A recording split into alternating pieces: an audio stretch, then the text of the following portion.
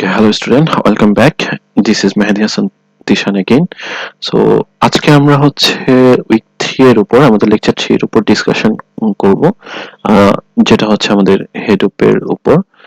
So প্রথমত হচ্ছে যে এটা প্রথম দিকে একটু লিটল বিট হিস্ট্রি আছে, যেটা আমরা ক্লাসেও ইন জেনারেল অনেক ডিসকাশন করেছি। সো আমি এখানে আর সেগুলো রিপিটও করছি না। সো এটা তোমরা অলরেডি জানো যে হেডুপ এর আইডিয়াটা প্রথম হচ্ছে একটা রিসার্চ পেপার থেকে হচ্ছে ম্যাপ রিডিউসের আইডিয়াটা এসেছিল। দেন সেখান থেকে আস্তে আস্তে হচ্ছে ইয়াহু হচ্ছে সেটা ডেভেলপ করে, তারপর ফার্স্ট ভার্সনটা রিলিজ করে এবং অ্যাপাচি হেডপের কাছে হচ্ছে এটা অ্যাপাচি ফাউন্ডেশনের সফটওয়্যার ফাউন্ডেশনের কাছে সেটা দেয়। দেন হচ্ছে আমরা হেডপের ফার্স্ট ভার্সন পাই 2017 দিকে। দেন আস্তে আস্তে ভার্সন 2 ও পাই। সো এই জায়ান্ট কোম্পানিগুলো হচ্ছে হেডপ ইউজ করে, এটা আমরা জানি। ওকে, সো বেসিক্যালি যে হেডপের হচ্ছে কি আমাদের version 1 and version 2। So version 1 এ কি ছিল, জাস্ট আমার এসডিএফ এর যেটা হচ্ছে আমার স্টোরিং পার্ট, আর হচ্ছে ভার্সন 2 তে হচ্ছে এদিকে আমাদের ম্যাপ রিডিউস যেটা হচ্ছে আমার প্রসেসিং পার্ট। আর ভার্সন 2 তে হচ্ছে আমাদের কি একটু স্লাইট চেঞ্জ কি ছিল, যে আমাদের স্টোরিং পার্ট যা ছিল তাই আছে, আর হচ্ছে প্রসেসিং পার্টে ইয়ার্ন এড হয়। আর সেখানে কি হয়, ইয়ার্ন যেহেতু হয়েছে, আমি ম্যাপ রিডিউস যে ফ্রেমওয়ার্কটা সেটাও ইউজ করতে পারি। At the same time non map reduce ডাটাকে প্রসেস করার জন্য বা আদার যে টাস্ক গুলোর জন্য হচ্ছে আমি আদার ফ্রেমওয়ার্কও প্রসেসিং এর জন্য ইউজ করতে পারি। সো এটাই আমাদের একটা অ্যাডভান্টেজ। ইয়ার্ন যখন আমরা ইমপ্লিমেন্ট করেছি, আমরা ম্যাপ রিডিউস ফ্রেমওয়ার্কও ইউজ করতে পারি, পাশাপাশি আদার ফ্রেমওয়ার্কও ইউজ করতে পারি। ওকে, সো এসডিএফএস এ কি ছিল? এসডিএফএস ছিল আমাদের হেডপের storing part. SDFS head of distributed file system. So আমরা কি, এসডিএফএস এর দুইটা পার্ট ছিল, একটা ছিল কি মাস্টার নোড, আর আর বাকিগুলো ছিল কি slave node. So master node কি, সে হচ্ছে লাইক মাস্টারের মতো কাজ করবে, সে কমান্ড করবে, যে বা তার কাছে কি ইনফরমেশন থাকবে, যে এই স্লেভ নোডগুলোর ইনফরমেশন তার কাছে থাকবে। বাট মেইনলি আমার ডেটাটা স্টোর হবে কোথায়? এই স্লেভ নোড গুলাতে। যার কারণে আমরা সেটাকে বলছি কি যে ডেটা নোড। আর মাস্টার নোডকে আমরা নেম নোড কেন বলছি, কারণ তার কাছে ওই যে এই স্লেভ নোড গুলো ইনফরমেশন গুলো স্টোর থাকবে, জাস্ট বা মেটা ডেটা গুলো স্টোর থাকবে, বা সে রিসোর্স ম্যানেজার হিসেবে কাজ করবে। যার কারণে আমরা এটাকে নেম নোড বলছি মাস্টার নোডকে। মাস্টার নোডের আরেকটা নাম কি নেম নোড। আর স্লেভ নোড গুলোতেই যেহেতু আমাদের মেইনলি ডেটাটা স্টোর থাকবে, যার কারণে এটাকে আমরা কি বলছি, ডেটা নোড বলছি। ওকে, সো এটাই ছিল আমাদের এইচডিএফএস এর আর্কিটেকচার, যে আমার মাস্টার নোড থাকবে আর স্লেভ নোড থাকবে। মাস্টার নোডে কি হবে, আমার ডেটাগুলা আর ইনফরমেশন থাকবে, যে কোন ব্লকটা বা কোন ডেটাটা কোন নোডে সেভ আছে বা কোন স্লেভে সেভ আছে, এই ইনফরমেশন গুলো স্টোর থাকবে। সো হেডপের তাহলে আমরা আর্কিটেকচারটা জানি। এইচডিএফএস এর কি মাস্টার নোড থাকবে আর অনেকগুলো এরকম স্লেভ নোড থাকতে পারে, 1 থেকে 4000টা পর্যন্ত। সো এটা নিয়েই হচ্ছে একটু ডেসক্রিপটিভ ওয়েতে বলা আছে যে কি মাস্টার নোড কয়টা থাকবে, আমার একটা ক্লাস্টার কি লাইক হচ্ছে যেটা বলেছিলাম, যে তোমাদের ধরো পিসিতে 40, তোমাদের ল্যাবে 40টা পিসি আছে। সো এই 40টা পিসি কে যদি আমি একটা সিঙ্গেল সিস্টেম হিসেবে চিন্তা করি, তাহলে এটা একটা ক্লাস্টার। সো প্রতিটা একটা ক্লাস্টারে আমাদের হচ্ছে কয়টা মাস্টার নোড থাকবে, একটাই মাস্টার নোড থাকবে।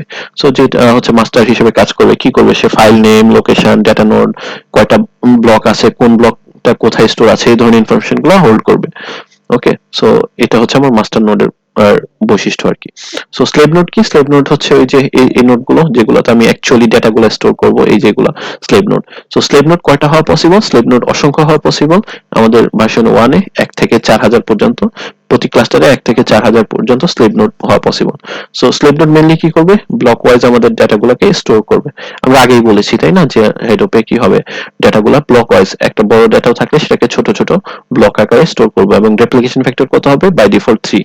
সো প্রত্যেকটা ব্লককে 3টা করে রেপ্লিকা আমরা ক্রিয়েট করে স্টোর করব। ওকে, সো আলটিমেটলি স্লেভ নোড তাহলে কি করবে, ডেটাগুলোকে স্টোর করবে কে, স্লেভ নোড। আর সে রিলেটেড ব্লক গুলার ইনফরমেশন গুলো স্টোর করবে কে, মাস্টার নোড। ওকে, স্লেভ নোড কয়টা পসিবল, 1 থেকে 4000টা প্রতি ক্লাস্টারে। আর মাস্টার নোড একটাই, প্রতি ক্লাস্টারে একটাই মাস্টার নোড থাকবে। মুভ করছি self healing.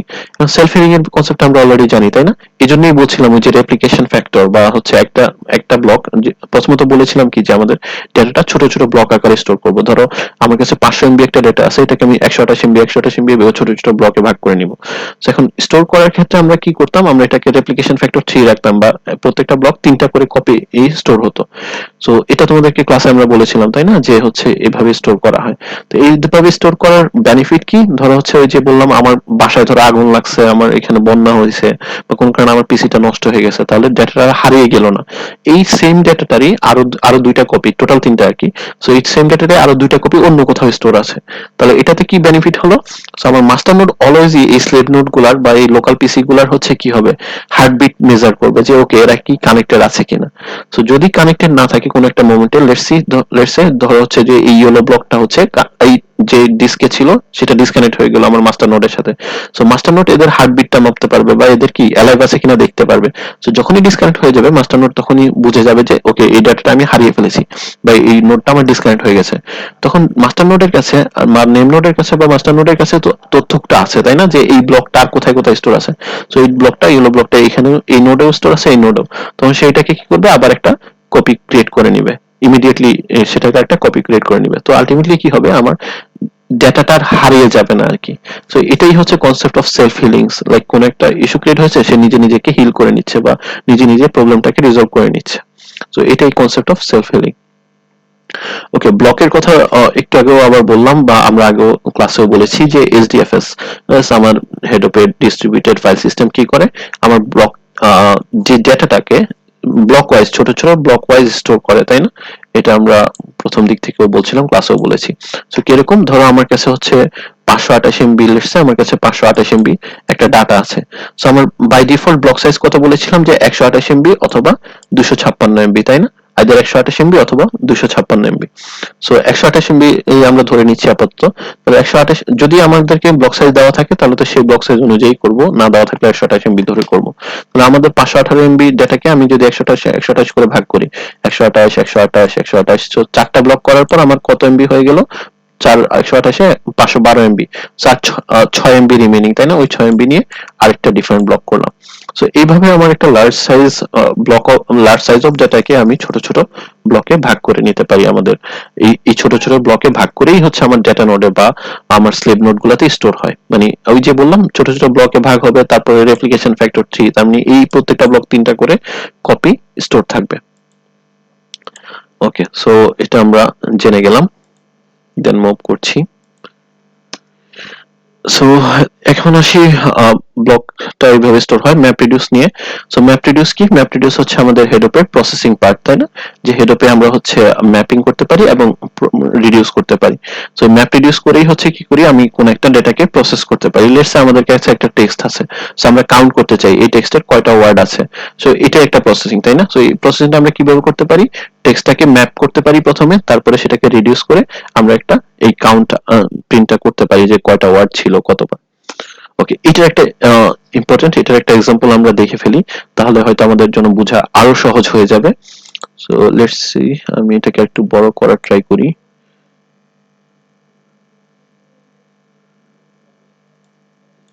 Okay, I don't no steal এটা বোঝা যাচ্ছে কিনা, জুম করতে পারলে হয়তো ভালো হবে। জুম করলে আরো ছোট হয়ে যাচ্ছে। ওকে, হোয়াটএভার, আমরা এটা দেখি। সো ও এক্সাম্পলটা কি, যে ধরো আমার কাছে হচ্ছে একটা টেক্সট আছে, welcome to head of class, head of is good, head of is bed. So এই ধরনের একটা টেক্সট আছে। তাহলে এই টেক্সটটাকে আমি ম্যাপ রিডিউস করব, মানে আলটিমেটলি আমি দেখতে চাচ্ছি এই যে এই টেক্সটটা কতবার আছে, রাইট। সো মানে এই টেক্সটটাতে কোন ওয়ার্ডটা কতবার আছে। সো আমরা যেটা করব, প্রথমত হচ্ছে তিনটা তিনটা করে ওয়ার্ড নিয়ে এটাকে স্প্লিট করে নিব এই পুরো টেক্সটটাকে। তাহলে ধরো প্রথম তিনটা word, welcome to head of. So আচ্ছা, এটা জুম না করে আসলে তোমরা হয়তো বুঝবা না, দেখবা না। সো লাইক আমার কাছে welcome to head of class, head of is good, head of is bad এই টেক্সটটা আছে। এটাকে আমি তিনটা তিনটা করে যদি ওয়ার্ডে স্প্লিট করে নিই, like welcome to head of, then হচ্ছে পরের তিনটা word class head of is, then হচ্ছে head of good, head of is, then হচ্ছে হেড অফ ইজ ব্যাড। এটুকু তো গুড, হেড অফ ইজ চলে গেল, সো আর ব্যাড ওয়ার্ডটা থাকলো ব্যাড। সো এবার তিনটা তিনটা করে ওয়ার্ড স্প্লিট করে নিলাম আমরা। সো এখন যেটা করবো, ম্যাপিং এর পার্ট কি, ম্যাপিং জাস্ট হচ্ছে কোন ওয়ার্ডটা কতবার আছে জাস্ট একবার করে সেটাকে ম্যাপ করে দিবে। লাইক এটা যদি আমার কি হয় যে ওয়েলকাম, আর সেটা কতবার আছে ওয়ান, এভাবে ম্যাপ করব। এখন টোটাল কতবার আছে সেটা এখন আমি গুনবো না, এখন শুধুমাত্র প্রত্যেকটা ওয়ার্ড পাবো সেটার করসপন্ডিং একটা ভ্যালু বসাই দিব, যে ওকে ওয়েলকাম একবার পেয়েছি, ওয়েলকাম ওয়ান, 2 পেয়েছি 2, একবার পেয়েছি 1, হেড অফ একবার পেয়েছি 1, জাস্ট ইনস্ট্যান্টলি 1 ভ্যালু দিয়ে দিব, জাস্ট একবারই পেয়েছি। পরে টোটাল আমি কাউন্ট করব বা রিডিউস করব সেটা পরের বিষয়। ওকে, সো ধরো মানে তোমাদের ড্যাফোডিল ইউনিভার্সিটি স্টুডেন্ট কি খাবার খাচ্ছে এই এক্সাম্পলটা যখন আমরা বারবার ডিসকাস করছি, তো তাহলে ধরো একটা বার্গারের ছবি পেয়েছি, জাস্ট আমি বলে দিলাম ওকে বার্গার 1, একটা পিৎজা পেয়েছি পিৎজা 1, একটা আবার বার্গার পেয়েছি বার্গার 1, এরকম আমরা জাস্ট ম্যাপিং করছি। পরে রিডিউস করব যে টোটাল কয়টা বার্গার বা টোটাল কয়টা পিৎজা। ওকে, সো ম্যাপিং এর কনসেপ্ট আশা করি পারা যাবে, রাইট? যে ওকে আমার ওয়েলকাম আছে, সো ওয়েলকাম কত 1 2 2 1, হেড অফ 1, এভাবে ক্লাস 1 হেড অফ 1 ইজ 1, এভাবে জাস্ট আমরা ম্যাপ করে দিব ভ্যালু করেসপন্ডিং ভ্যালু 1। এখন যেটা হচ্ছে রিডিউস করব, তাই না? মেইন আমাদের ম্যাপ এন্ড রিডিউস দুইটা টাস্ক। ওকে, সো রিডিউস করার আগে রিডিউসে কি করব আলটিমেটলি, লাইক ওয়েলকাম টোটাল কতবার আছে সেটাকে কাউন্ট করে ফেলবো। সো সেটা করার জন্য আমরা কি করব, আলটিমেটলি এর আগে শাফল করে নিব। শাফল করে কি করব, জাস্ট সিমিলার ওয়ার্ড গুলোকে একসাথে নিয়ে আসবো, লাইক ধর আমার বার্গারের ছবিগুলোকে একসাথে নিয়ে আসবো বা পিৎজার ছবিগুলোকে একসাথে নিয়ে আসবো, তারপর টোটাল কয়টা বার্গার টোটাল কয়টা পিৎজা সেটা কাউন্ট করবো, এরকম আর কি। তো এখানে ওয়ার্ড গুলো দেখো, হেডওপ এখানে একবার আছে, হেডওপ এখানে একবার আছে, হেডওপ এখানে একবার আছে, তো এই তিনটা তিনবার আছে, সো এটাকে আমি একসাথে নিয়ে আসলাম শাফল করে। দেন হচ্ছে ধরো বাকি ওয়ার্ড গুলা যে লাইক ইজ দুইবার আছে, ইজ এখানে একবার আছে এখানে একবার আছে, এগুলোকে একসাথে করে নিয়ে আসলাম। আর বাকি ওয়ার্ড গুলা যেগুলো একবার আছে সেগুলো একবারই লিখলাম। ওকে, তো এখানে ওরা যেটা করেছে যে লাইক অ্যালফাবেটিক অর্ডারে লিখেছে, লাইক ব্যাড বি, আমার অ্যালফাবেটিক অর্ডারে কি সি এর আগে বি, তারপরে জি এর আগে সি, এইচ এর আগে জি, আই এর আগে এইচ, তারপরে আই এর পর টি, টি এর পরে ডব্লিউ, অ্যালফাবেটিক অর্ডারে এইভাবে আসে না ওয়ার্ড গুলো, লেটার গুলো, সো ওইভাবে সাজিয়ে রেখেছে। বাট এটা ম্যাটার করছে না, তোমরা যেভাবে ইচ্ছা রাখতে পারো, সমস্যা নেই। সো জাস্ট আমরা শাফল করবো। সো শাফলের কনসেপ্টটা কি, যে আমরা সিমিলার ওয়ার্ড গুলোকে একসাথে নিয়ে আসবো, এই তো। এখন অ্যাকচুয়াল কাজ হচ্ছে কি, ম্যাপ করেছি, এখন রিডিউস করব। সো রিডিউসে কি করব, এই যে হেড অফ তিনবার আছে, তিনবার আমি লিখবো না, জাস্ট একবার মানে একবার হেড অফ কথাটা লিখে দিব 3। সো বার্গার, আমার কাছে 1000টা বার্গারের ছবি আছে, জাস্ট বার্গার আর একটা ছবি দিয়ে বলে দিলাম যে এরকম 1000 বার্গার আর 1000, লাইক একটা বার্গার ছবি দিয়ে বললাম 1000, তার মানে কি 1000টা বার্গার স্টুডেন্টরা খেয়েছে, এরকম আর কি। ওকে, সো সিমিলারলি আমার গুড একবার, ক্লাস একবার, যেগুলো একবার আছে সেগুলো তো একবারই, ইজ এখানে এক এক আছে, তার মানে ইজ টোটাল দুইবার আছে, লিখে দিলাম। সো ফাইনালি এই, তাহলে আমি রিডিউস করে ফেললাম না, লাইক হেড অফ এর তিনবার ছিল, সো ইমাজিন এখানে হেড অফ 1000 বার থাকতো, তাহলে হেড অফ একবার লিখে দিতাম 1000। সো এইভাবেই হচ্ছে আমরা রিডিউস করি, তাহলে রিডিউস একটা আউটপুট আমরা জেনারেট করে পেয়ে গেলাম। তাহলে টোটাল ওয়ার্ড কাউন্ট গুলো আমরা পেয়ে গেলাম না, লাইক ব্যাড একবার আছে, ক্লাস একবার আছে, গুড একবার আছে, হেড অফ তিনবার আছে, এবং আমরা ওয়ার্ড কাউন্ট করতে পারলাম। সো এটাও এক ধরনের প্রসেসিং, তাই না? ধরো তোমার কাছে বিগ একটা ডেটা আছে, সেটাকে তুমি প্রসেস করলা যে কোন ওয়ার্ডটা বা কোন প্রোডাক্টটা কতবার আছে বা কোন ম্যাটেরিয়ালসটা কোন অবজেক্টটা কতবার আছে, এগুলো তুমি কাউন্ট করতে পারো। ওকে, সো আশা করি আমরা এই ধরনের এক্সাম্পল পারবো, যে আমাদেরকে একটা টেক্সট দিল, সেটাকে আমরা ম্যাপ রিডিউস দিয়ে কিভাবে প্রসেসিং করতে পারি। সো ম্যাপ রিডিউস দিয়ে আমরা এইভাবে হচ্ছে প্রসেসিং করতে পারি। দেন ইয়ার্ন, সো আমাদের ভার্সন 2 তে বললাম যে কি আমাদের ইয়ার্ন ইন্ট্রোডিউস হয়েছে। সো ইয়ার্নে কি আছে, ইয়ার্নে হচ্ছে এটার ফুল মিনিং কি, যে yet another resource negotiator. So এটা আলটিমেটলি আমাদের রিসোর্স ম্যানেজমেন্ট লেয়ার হিসেবে কাজ করে হেডওপে। সো রিসোর্স নেগোশিয়েটর এখান থেকে বোঝা যাচ্ছে লাইক সে রিসোর্স নেগোশিয়েট করবে, তাই না? বা রিসোর্স নিয়ে কাজ করবে। সো ইয়ার্নের দুইটা পার্ট, একটা পার্ট হচ্ছে রিসোর্স ম্যানেজার আর একটা হচ্ছে নোড ম্যানেজার। রিসোর্স ম্যানেজার কি করবে, সে আলটিমেটলি মাস্টার হিসেবে কাজ করবে, আর নোড ম্যানেজার কি করবে, সে স্লেভ হিসেবে কাজ করবে, like actual processing node manager করবে।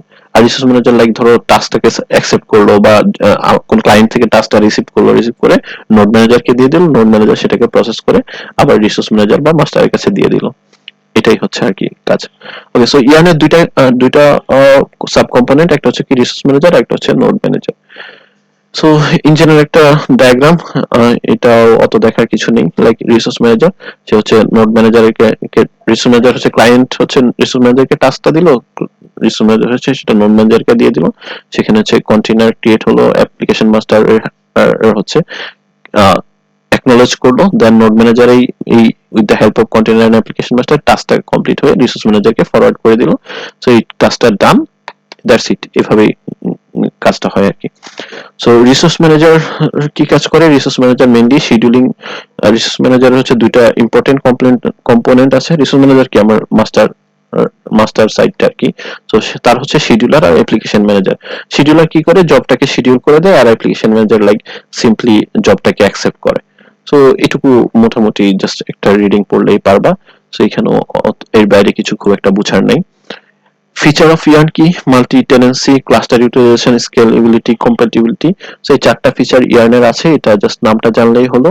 আমরা হচ্ছে লেকচার 5 এ এটার ইন ডিটেইলস জানবো এবং এটা আমাদের জন্য খুবই ইম্পর্টেন্ট। আমরা লেকচার 5 এ এটার ইন ডিটেইলস জানবো যে আমাদের ভার্সন 1 এ কি কি লিমিটেশন ছিল, আর এই লিমিটেশন গুলোই হচ্ছে আমরা ইয়ার্নের এই অ্যাডভান্টেজ গুলোর জন্য রিজলভ করতে পারি।